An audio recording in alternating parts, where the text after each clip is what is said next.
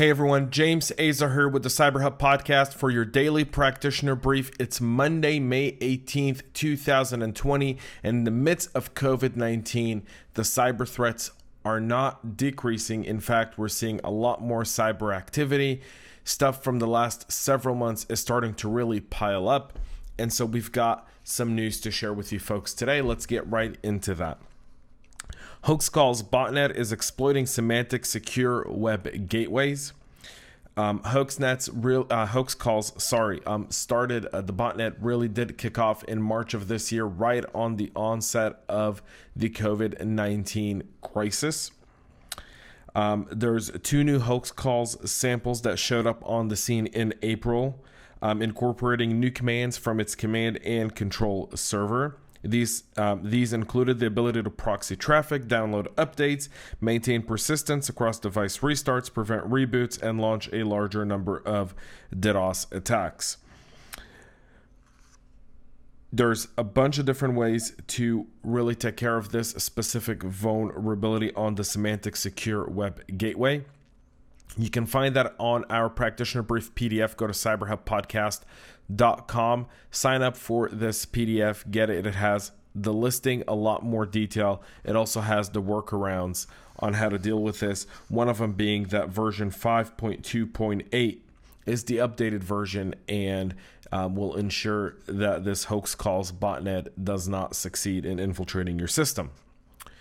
From this, we move to Europe, where supercomputers, for those who've been listening and fans of the show for several years now, as we celebrate our 2-year anniversary this month, one of the things we did is we partnered with a data bank and our good friend Mark Qakbot with the supercomputer that they're hosting at their data center here in Atlanta. And so across that, European supercomputers have now been shut down due to an IT incident. Specifically, several high-performance computers along the Archer type of supercomputers have been attacked, taking those computers down and not allowing researchers who use supercomputers to get back in. Attackers were using compromised SSH credentials to hop from one host to another to abuse the CPU resources. This seems like they were using the supercomputers at this time for mining Monroe crypto. In one case, the mining activity was configured to only operate at night so that it wouldn't be detected. Several components of this malware have root privileges and loads other programs onto these computers as well. It's also removing traces of log data. And the components for the ELF64 binaries you can find on our PDF, where you can see where the loaders are being placed and check your system if you do operate a supercomputer to ensure you're not a victim of this crime. The FBI has issued a security alert earlier this month about a new ransomware strain named ProLock that's been deployed in intrusions at healthcare organizations, government entities, and financial institutions, as well as retail organizations. Again, first reported right when COVID-19 really did get started in March of this year. ProLock is part of a category of human-operated ransomware. There are several things to pay attention here. One that the FBI is warning about is that if you're paying a ransom for this type of ransomware, the decrypt key doesn't always decrypt your files. There's a failure in the decrypt key. And so the FBI just wants people to be reminiscent of that.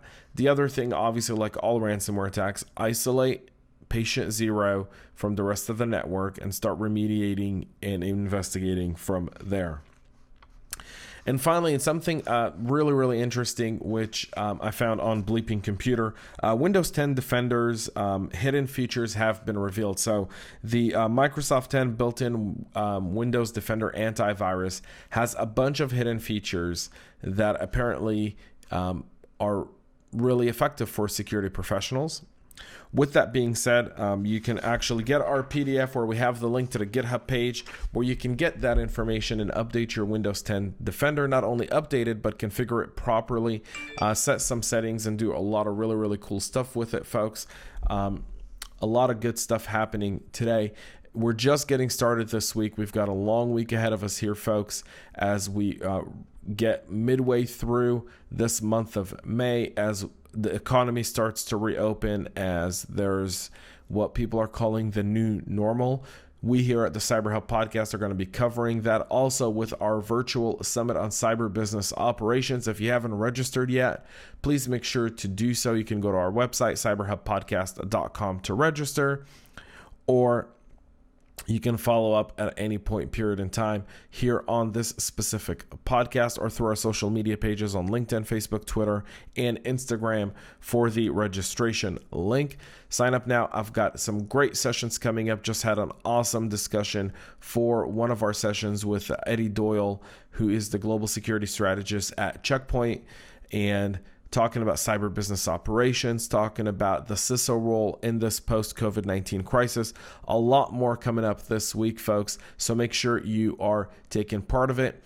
One thing we do with our virtual summits is we are going to be airing it in parts, and then we'll have a full summit available for you to watch through a private link. You're able to interact with us when we do the one-time airing, and then throughout the link is for you to view on your viewing pleasure. So this isn't something you have to sit in front of your computer for 4, 5, 6, 7, 8 hours to watch.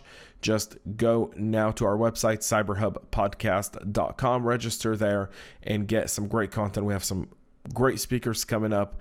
I'm really excited about this. And that's it for us here today, folks. So again, my name is James Azar. Thanks so much for tuning in and listening to our Practitioner Brief today. And until next time, folks, and until tomorrow, stay cyber safe.